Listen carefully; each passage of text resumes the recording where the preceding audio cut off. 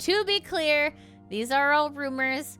While they do have sources, these are not actually vetted from Nijisanji themselves. This is all just kind of hearsay as to why everything happened. However, they do have sources, but, you know, this is not an official statement of what happened, okay? So we're gonna take all this with a little grain of salt. Okay, so do you guys remember yesterday I showed you like the 4chan thing, but it was like a picture and it was really tiny and kind of pixelated? This is like the bigger blowout of everything. So let's give it a quick read through, okay? It says, what is the grand unified rat, the god of rat? The Gurat is a rat that strives to explain all of the baffling news coming out of Nijisanji Ian for the past year. The true beauty of Gurat, however, is in its simplicity and elegance. It's able to tie together most of the verifiable information we know from several separate instances, and crucially do so without any point involving shadowy, unknown management characters pulling the strings, or assuming the unbelievable stupidity, cartoonish, malakiliving malids, whatever this means, or irrational behavior without obnoxious motivations that other rats require. The core of the rat is as follows. Okay, so Nijisanji launches May 2021 with their first wave of Lazu Light. At this time, it's a small branch without dedicated staff. However, we know that at this time, members of the recently disbanded Nijisanji India branch, specifically ex-Liver Noor, were being used as EN management. What? And they got sources. Ooh, clickable sources. This is phenomenal. Good for them. However, the quickly EN branch outgrew its small staff. Obsidia, Ethria, Luxium, and Noxus debut within less than a year. JP management couldn't speak English. There weren't enough English-speaking staff to manage all the new talents as popularity of the branch exploded.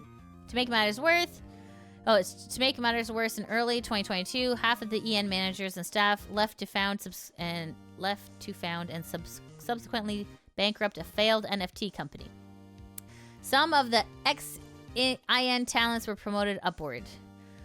Allegedly, talents were at this point effectively self-governing, avoiding involving ineffective upper management whenever possible. Sheesh. By the time Iluna debuted in 2022, official management had become almost bestial with a single 2-week old hire as a manager for the entire branch of the source. And then we got source here and we got original source. The original source of the leak indicated this happened in 2020.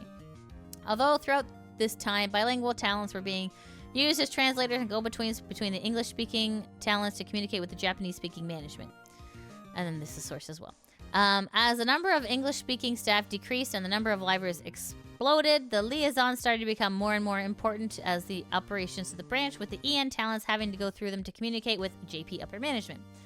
Chief among these was Dansai Elria Pandora, bilingual, who already had friends Nepo hired to the company. This Nepo hiring happens all the time at these huge companies. It's ridiculous. When they put out casting calls, they're like, oh yeah, we want you. They already know who they're hiring. It's just a marketing ploy at that point. As time goes on, cut out the middleman of needing to constantly send things back and forth and the glacially slow JP managers via translation. More and more managerial duties are effectively delegated to the liaison talents themselves, with Elria and then sub-delegating to other trusted talents, her friends. Eventually, there is effectively a shadowy bureaucracy of manager talents headed by Elria, in charge of organizing projects, getting permissions, translating, commissioning contractors, etc. As a result, a natural favoritism system is established, creating a toxic work environment where talents who are on good terms with Elria and the shadow management are able to get their projects fast-tracked, and those who aren't are stonewalled and mirrored into bureaucracy unless they can speak Japanese to communicate directly with upper management. By the start of 2023, the year of near-constant EN yabs, the insane are effectively running the asylum. So where did Selene come in? Selene was ambitious. She had near-constant projects and was always needing to follow up with management on some commission idea or video. She was, by all accounts, at least a little bit difficult to work with and not suited to a Japanese work environment or tolerant of bureaucracy. She was the most successful female talent. She was Elria's lore sister, but seemingly they did not personally get along. She didn't participate in the secret GC stream. She can't speak Japanese, thus had to rely on shadow management liaisons. It was a go-between for her numerous highly involved projects. She openly criticized management, went behind their backs to get things done. She was probably a pain in their collective asses while also being more successful than them in her streaming career. Throughout that time, Selene felt stifled by management and correctly recognized the obvious favoritism where others would quickly get approval for things she couldn't or be offered sponsorships which she was cut out of, despite being the biggest female liver. Oh my goodness, this is rough. She tried to work with them, but constantly got stonewalled with red tape and felt singled out for special harassment. That is true. Her projects were often axed or mirrored in bureaucracy and delayed for no clear reason. As a result, she started going out on herself to get her own permissions, sponsors, commissions, which bothered the clique even more and caused them to turn down or sabotage her self-organized projects for not getting prior approval to them. Public hints from the same tweets. Whoa! Okay. Things then came to a head with the last cup of coffee. It's amazing. Like, this one music video that, like, changed everything. Which was important to her. She had been in the works for a long time, and with her having to directly chase down permissions because management wouldn't do it. Ugh. She was given the runaround once again. It was the last straw. She went rogue. This accumulates her in her multiple attempts on her life. Termination and reincarnation as Doki Bird. Why should I believe this, Gyrat? Okay. Simply put, Gyrat explains the ties together most of the otherwise inexplicable actions of Nijisanji management, while originally intended to explain Elria's black screen stream.